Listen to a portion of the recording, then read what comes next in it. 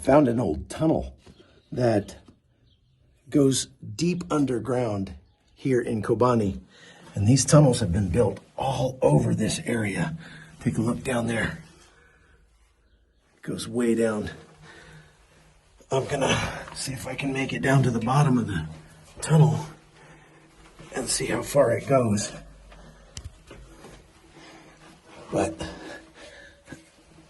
this is the way that they avoid Turkish drone strikes, is coming down into this tunnel like this.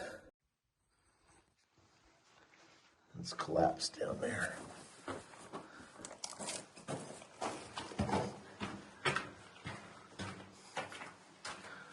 These are concrete lined. They keep going a long way.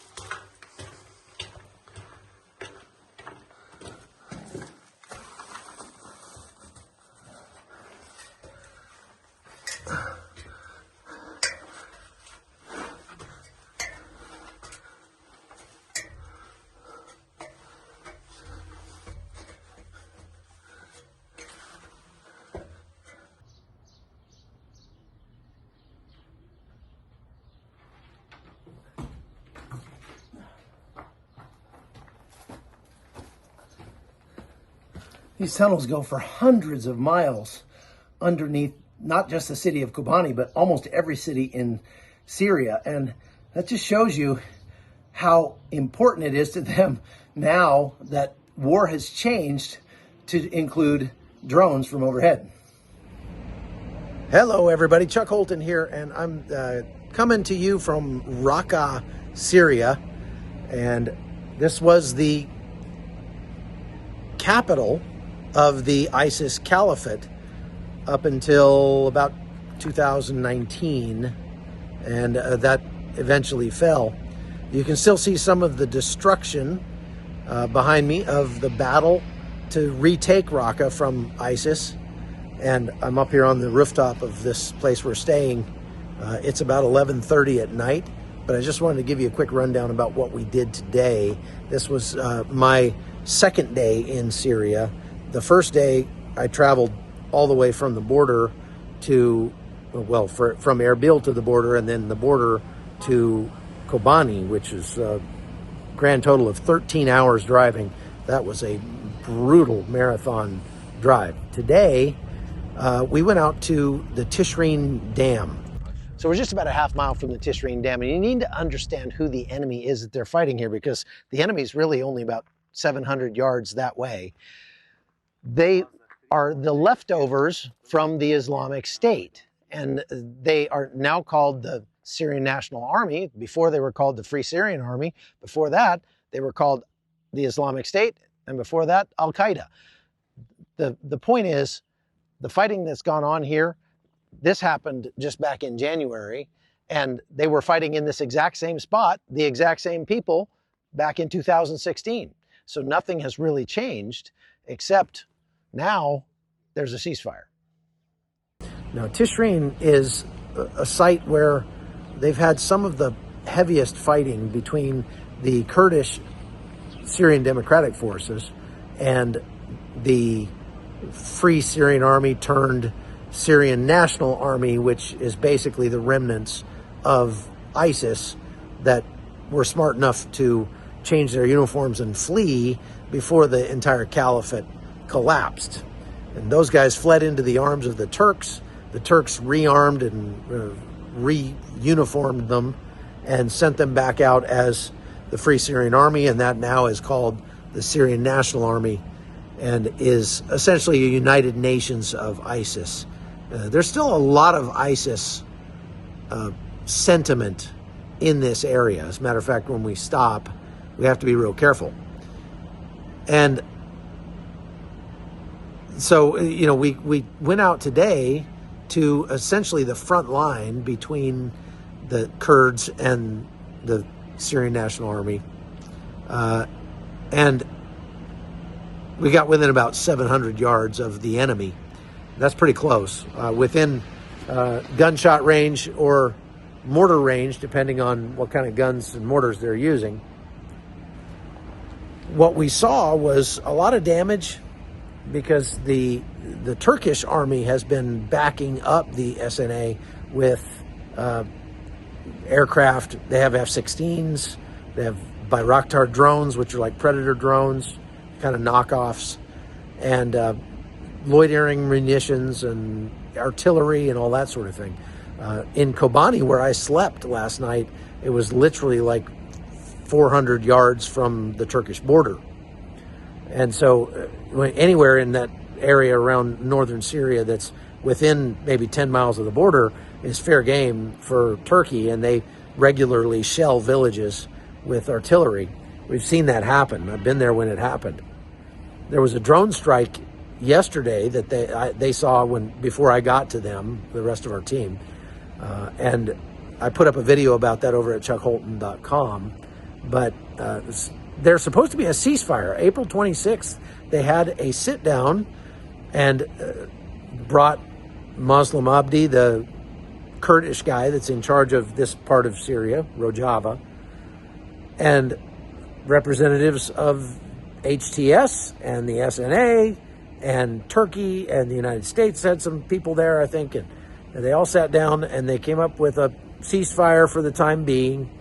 And so the Kurds are asking for full sovereignty, basically. They want to make Rojava, that's everything east of the Euphrates River, into Kurdistan, part of Kurdistan. And they just want to be self-managing, self-governing, and still be part of Syria. They're not asking, I mean, they would love to make it a separate country, but they'd have to really fight for that.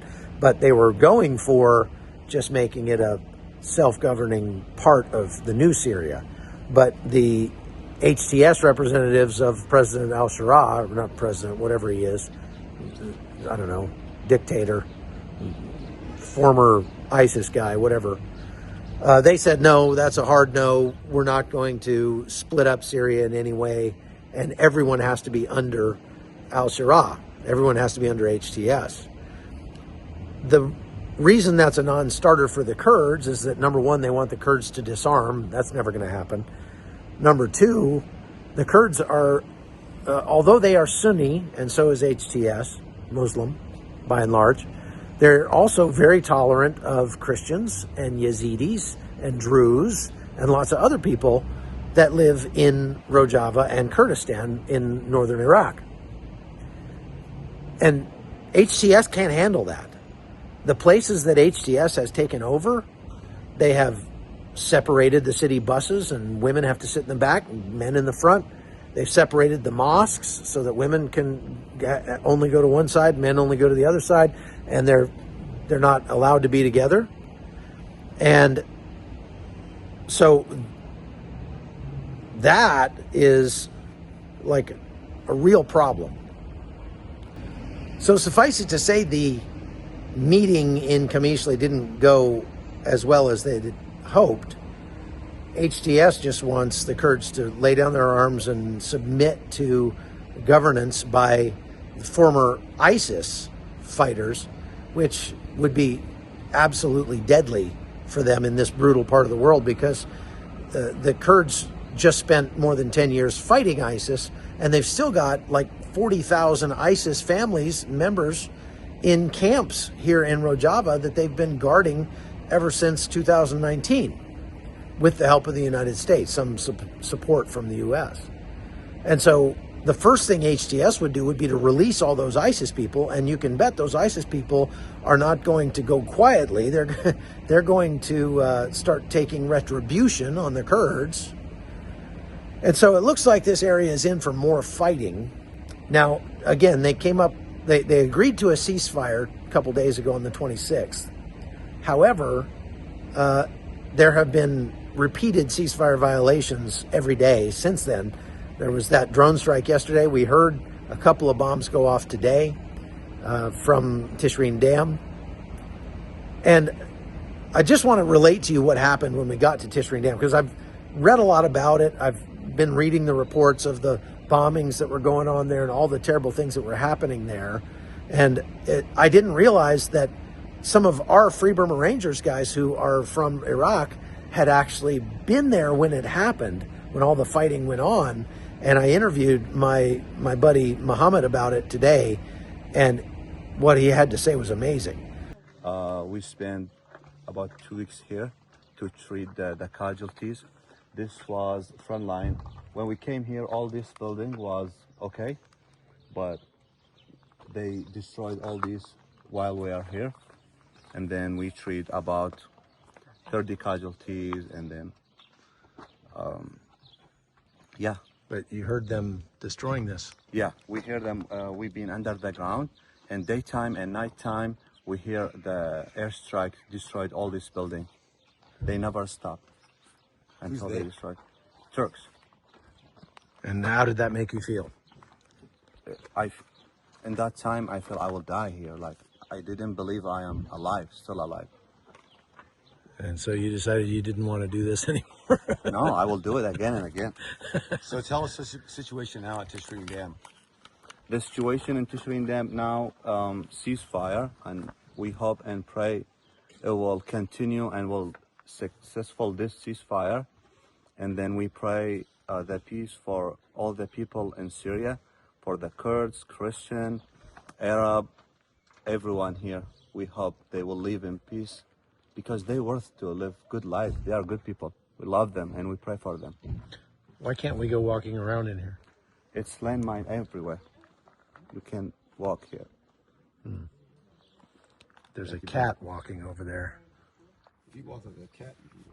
So they actually got stuck underground for over a week because the bombing was so constant. They couldn't come out of the tunnels that they were hiding in, and they were 60 feet underground, but it felt like the roof was going to cave in on them from all the bombs that Turkey was dropping on that. So Turkey is directly involved in this conflict. Make no mistake about it. Every bit as directly as the United States is involved in bombing the Houthis. And so they're an active participant in this conflict. But even though there's a ceasefire supposed to be in place, they're not stopping at all. So we were pretty worried about that. I saw 2 drones today flying. One of them was almost right over our heads. And those were definitely Turkish Bayraktar drones. And they're looking for targets. And so we're being very careful with the way we drive and where we go. And I'm not putting out information in public about where we are, except for when we went to Tishrin Dam. I was expecting to see a dam with lots of scars of battle. We did see that. But when we drove up, it was like a parade happened. Like we drove up, and there's right at the, we drove down to the base of the dam and then drove along the front of the dam down below by the river. And that's where the turbines and everything are. So there's these massive, massive rooms in there, and with these huge turbines. But there's must be like a workers' quarters as built into the dam, like apartments built into the dam for the people who work there. But I guess a lot of them have been evacuated. And believe it or not, hundreds of civilians have willingly moved into that dam as human shields for the dam so that Turkey doesn't blow the dam up. And so there's all these women that are living in these apartments, and I guess they heard we were coming and they called the press. So there were probably 6 different outlets of local press, TV stations from all around Syria that were there. And we show up, and there's journalists out there with cameras. We come driving in our little convoy, and there's people on all the balconies, hundreds of women up there and some men, chanting and waving flags and clapping and ululating. It was like surreal. It was so strange. And we just get out of the car, we're looking around like, what did we just drive into? We didn't expect any kind of reception, really. I mean, we just were going to see the dam, and we show up, and it's like the Pope just arrived, and we're like, what is this all about? So they took us up to a real nice overlook, and we had tea, and we had a meeting, and we talked about what they're doing and what's going on. And come to understand that these people are actively, these are Kurdish people who are actively staying up there and spending a lot of time up there on that dam to try to save the dam from being bombed by Turkey. That's just mind-boggling to me. And on the top of the dam, there's all these burned out cars that Turkey had bombed before that's what caused them to come there. So we went up and saw all the battle damage, and then we came back down to the dam, and on top of the dam, there's a big open area. They had hundreds of people out there that were singing and dancing in big circles. So, you know, like the sort of traditional dancing they do, and just having a great old time. And we're like, what are they doing? And they're like, well, they're out here performing for the drones from Turkey, so that Turkey knows there's lots of civilians here and they won't bomb the dam. And so they just had a huge party up there, and we filmed it, and a couple of our members jumped in and danced with them. And then they all gathered around and they asked Dave Eubank to give a speech. So they all crowded in because the microphone wasn't working very well. And like a couple hundred people crowded around Dave, and I managed to get behind him and get some great footage of him talking to this group of people. Now, these are mostly Sunni Muslims. Some Christians, some Yazidis, but mostly Sunni Muslims that are there. And Dave stood up there and just gave them the gospel in his own special way he's so good at. And I stood back there and just marveled at how God worked it out so that these people who live in this remote part of Syria would have the opportunity to hear about Jesus in a way nobody would have expected. And it was just really awesome. Then Dave's daughter, Suzanne, she's about 19 years old, and she's traveled with Dave. They've traveled as a family through war zones for his entire career and her entire life. So she's grown up mostly in war zones. Well, she's 19 and she's here, and she stood up and she said, I want to sing a song for the group. And they said, great. And she said, okay, this is a song that the Burmese people, that the people in Burma sing, not Burmese people mostly, but, you know, the hill tribes people. This is a song that the people in Burma sing about freedom, about the desire for freedom and liberty. And then she launched into this rendition of this song, which was in Karen, I think. So nobody understood the words, but she did such a just passionate rendition of this song. Everybody was in tears. Dave was in tears. All the people were in tears. Every cell phone was out. It was like watching Whitney Houston sing the national anthem. I mean, it was on that level. It was amazing. And so then we get in the cars, and they all, you know, had thank you. Everybody wanted pictures. Everybody wanted interviews and whatever. So we get in the cars, and we convoy all the way back to Raqqa. It was just about 3 hours. And we get back here. By the time we get back to Raqqa, all that footage is all over the news, all over Rojava and Syria and Iraq. Our friends in Iraq are emailing us and going, what did you guys do today? Holy cow, you're rock stars. And the most important phone call we got was from Muslim Abdi himself, the sort of president of Rojava, Kurdish guy, who we've been trying to get an interview with. And he called to congratulate us and thank us for going out there today. And we were able to set up an interview right away with him, maybe as soon as tomorrow, probably in a couple days. But all in all, it was one of those just kind of weird serendipitous events that just happens to you in spite of your best efforts, and where God just shows up and makes himself very real, not just to you who believe in him, but to people who maybe have never heard the story of redemption from the Bible. So praise God for that. So it was a nice, busy day. One last thing, when we went to lunch today, it was in downtown Kobani, and it's just absolute chaos down there, and just dusty, dirty, and trash everywhere, and vehicles just going every which direction. And we went to pull off the road into the parking space where the restaurant was we were going to go to for lunch.